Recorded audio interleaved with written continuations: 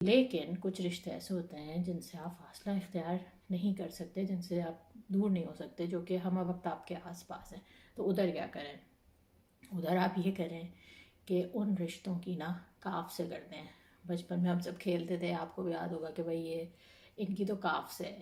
کوئی بھی کھیل کھیل رہے ہیں نا، اس میں وہ جو ایک کھلاڑی ہے یا ایک کوئی بچہ ہے یا کوئی ایسا ہے جس کو کھیل کھیلنا نہیں آتا لیکن آپ کو اس کو شامل کرنا ہے، تو آپ کیا کرتے تھے کہ آپ اس کی کاف سے رکھ دیتے تھے. اب آپ اونچ نیچ کھیل رہے ہیں، کھو کھیل رہے ہیں یا کچھ بھی ایسا کھیل رہے ہیں، کرکٹ بھی کھیل رہے ہیں، اس کو بار بار بال کرا رہے ہیں، وہ آؤٹ بھی ہو رہا ہے لیکن وہ آؤٹ نہیں ہو رہا. اسی طرح سے وہ اونچ نیچ بھی ہے، تو وہ اگر وہ نیچے ہوا ہے یا اونچا ہوا ہے تو وہ بس کھیل رہا ہے، بس وہ ہے.